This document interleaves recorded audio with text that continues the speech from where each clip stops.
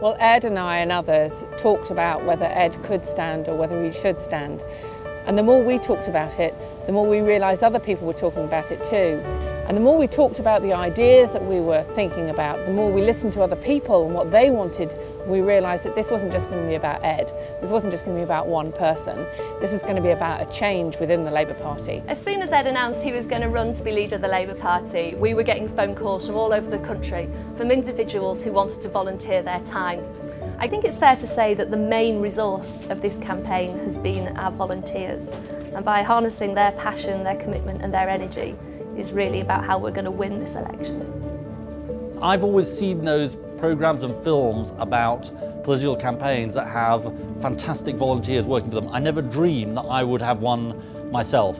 I think the great news is that we have real momentum in this campaign. Hello, my name is Lola Babalola. I'm from the East Ham CLP. I'm pleased to say that we were one of the first to back Ed Miliband as Labour leader, but we were just the start. Kingston and Surbiton. Wantage. Lincoln. Southend West. Whitney. Bethnal Green and Bow. Midlothian. Holborn and St Pancras. Hendon. Glasgow East. Barnsley Central. Greenwich and Woolwich. York Outer. Salisbury. East Ham. Bedford. Today we have the support of 151 CLPs, 75 MPs and MEPs, 6 trade unions and 3 socialist societies.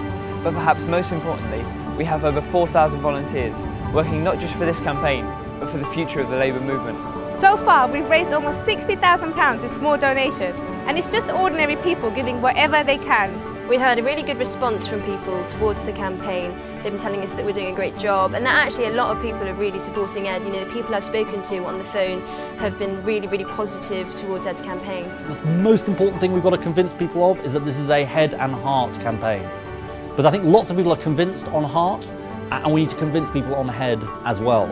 5 million votes that we lost since 1997, 4 million did not go to the Tories, and it was the less affluent voters that we lost. But we've got to broaden out our appeal.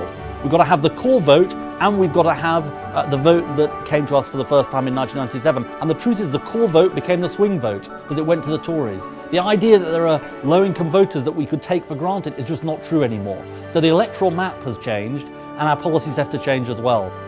I've been overwhelmed by the level of support that I've had during this campaign from young volunteers, from people across this country.